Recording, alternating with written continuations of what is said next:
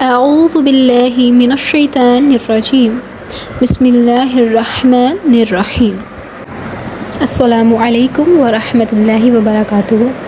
الحیاء channel پر خوش آمدید۔ امید کرتی ہوں کہ آپ سب خیریت سے ہوں گے اور ایمان کی بہترین حالتوں میں ہوں گے۔ دوستو، آج میں آپ کے لیے بہت ہی اہم ویڈیو لائی ہوں، اس کو ضرور دیکھیے گا۔ دوستو، ہمیں خبر ملی ہے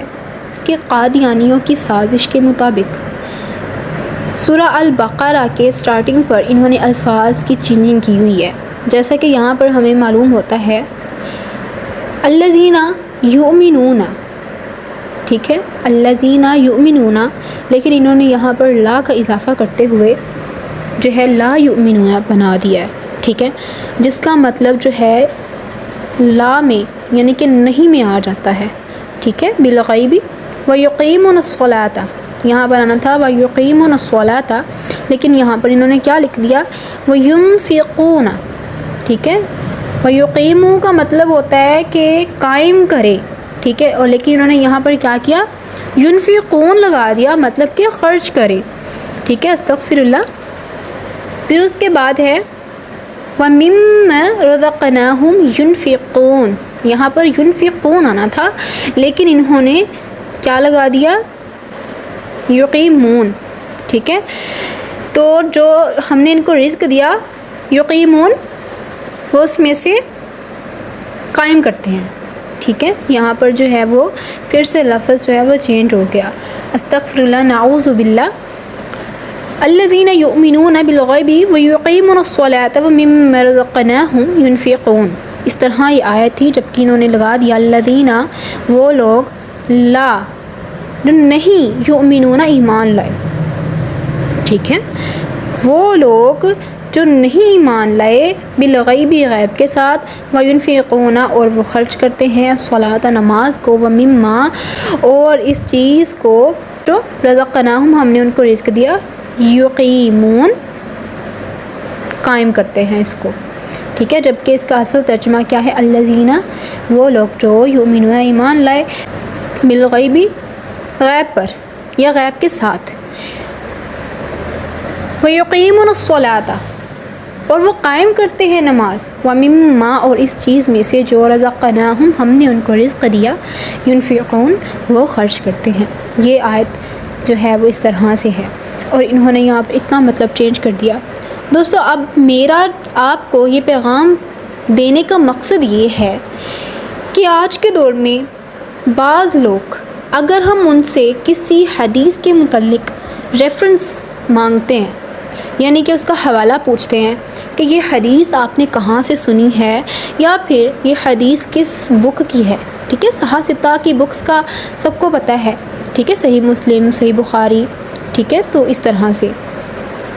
تو یہ جو بکس ہیں اس کے اندر سے اگر آپ کو ریفرنس ملتا ہے دین آپ اس کے اوپر عمل کریں۔ دوستو، آج کے دور میں جو مجھے سب سے بری بات لگتی ہے وہ یہ ہے کہ جب ہم تک کوئی حدیث پہنچتی ہے اور اس کا نیچے ریفرنس نہیں دیا ہوتا تو ہم اس سے پوچھتے ہیں کہ یہ حدیث جو آپ نے ہمیں سینڈ کی ہے کیا اس کا کوئی ریفرنس آپ کے پاس موجود ہے؟ اگر آپ کے پاس اس کا ریفرنس ہے تو ہمیں بتائیں کہ اس حدیث کا حوالہ کہاں سے دیا گیا، یہ آپ نے کہاں سے لیا، ٹھیک ہے، یہ حدیث کس بک میں موجود ہے۔ تو آگے سے وہ سوال کرتے ہیں بھئی تم یہ ہم سے کیوں پوچھ رہے ہو، تمہیں حدیث ملی ہے تو آپ جو ہے نا اس پہ عمل کر لو، حدیث ہے جب شک ہی نہیں ہے، ہمارے نبی کی بات ہے تو حدیث ہے تو اس پہ عمل کرو۔ نہیں میرے دوستو، نہیں، بالکل بھی نہیں، بلکہ اس شخص کو اس وقت یہ جواب دیں کہ بالکل یہ حدیث ہے، اسی لیے تو میں آپ سے ریفرنس مانگ رہی ہوں یا مانگ رہا ہوں،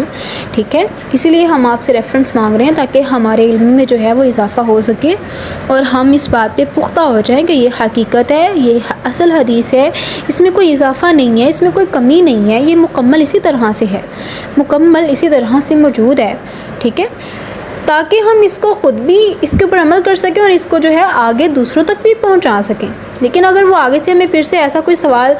ہمارے سوال کا اس طرح سے ہمیں جواب دیتا ہے بھئی تم سوال کر رہے ہو، نبی پاک صلی اللہ علیہ وسلم نے جو ہے وہ ہمیں زیادہ سوالات کرنے سے جو ہے منع فرمایا ہے، تو یہ تو گمراہی کی طرف جانے والا راستہ ہے جو تم کر رہے ہو، ٹھیک ہے، تو آگے آپ اس کو جواب دیں بھئی دیکھیں نبی پاک صلی اللہ علیہ وسلم کی یہ بھی تو حدیث ہے جس کا مفہوم میں آپ کو بتاتی ہوں کہ نبی پاک صلی اللہ علیہ وآلہ وسلم نے فرمایا جب تم تک دین کی کوئی بات پہنچے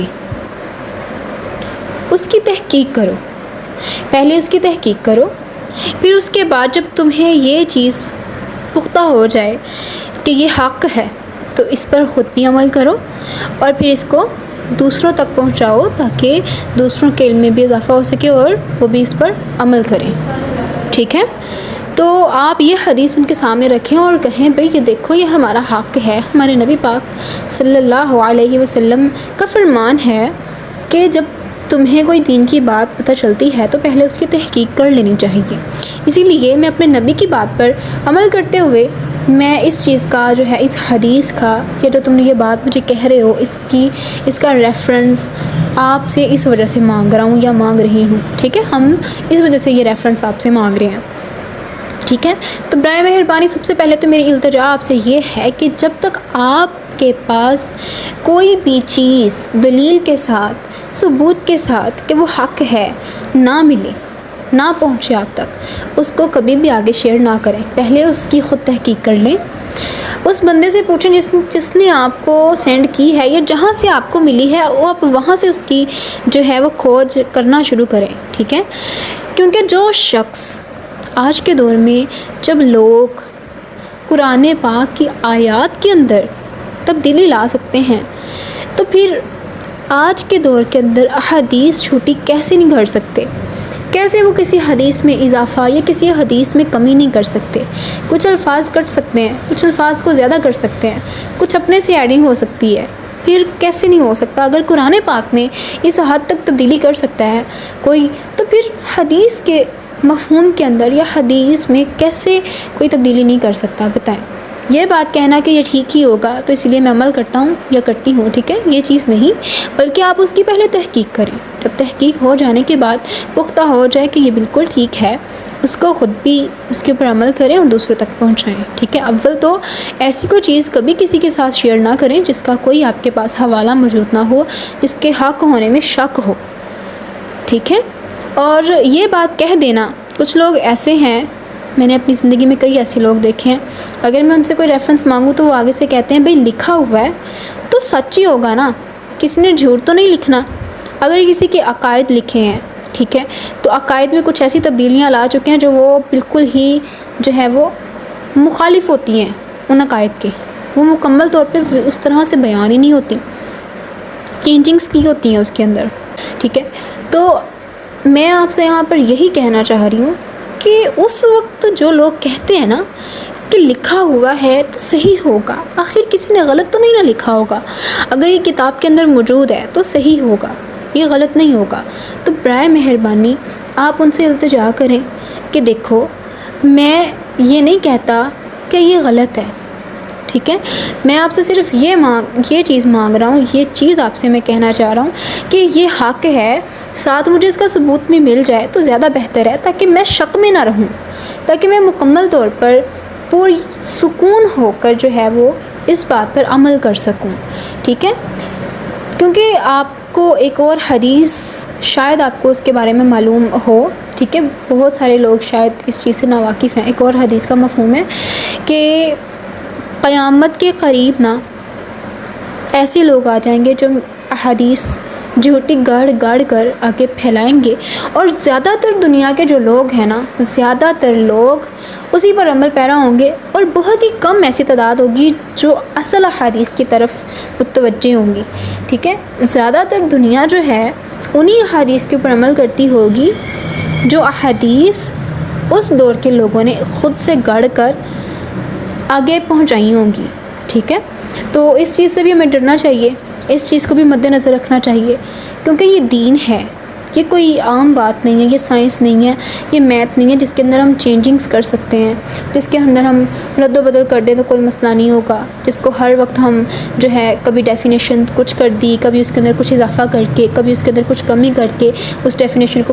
کبھی بھی کسی بھی وقت کسی بھی مرحلے پر اس کو پرفیکٹ بنانے کے لیے کچھ بھی ہم اس کو اپنی مرضی کے مطابق کر سکتے ہیں؟ نہیں، یہ دین ہے، یہ دین ہے، وہ یہ ایسا دین ہے جو مکمل ہو چکا ہے، جس کے اندر اب تو نہ اضافہ کیا جا سکتا ہے اور نہ ہی اس کے اندر کمی کی جا سکتی ہے، ٹھیک ہے۔ اللہ تعالیٰ نے یہ دین مکمل کر دیا ہوا ہے، اب نہ تو کوئی نبی آئے گا، ٹھیک ہے۔ ہمارے پیارے نبی حضرت محمد صلی اللہ علیہ وآلہ وسلم ختم النبیین ہیں، یہاں پر مہر لگا دی گئی کس چیز کی، کہ اس کے بعد اب کوئی نبی نہیں آئے گا، ٹھیک ہے۔ اسی لیے ہمارے پیارے نبی صلی اللہ علیہ وسلم آخری نبی ہیں، آخری پیغمبر ہیں، آخری رسول ہیں۔ اب نہ تو اس کے بعد کوئی نبی آئے گا، نہ وحی آئے گی، ٹھیک ہے۔ ظاہر ہے جب نبی ہی نہیں آئے گا تو وحی کہاں سے آئے گی، کیسے آ سکتی ہے، ٹھیک ہے۔ اللہ تعالیٰ نے اس دین کو مکمل کر دیا ہمارے لیے، اب ہمارے لیے اس سے آگے کوئی چوائس نہیں ہے کہ اس میں کمی کریں یا اضافہ کریں۔ جو لوگ ایسا کرتے ہیں وہ اللہ تعالیٰ کے غضب کا خود شکار ہو جائیں گے، ٹھیک ہے، دنیا میں بھی اور آخرت میں بھی ان کو اس کی سزا ملے گی،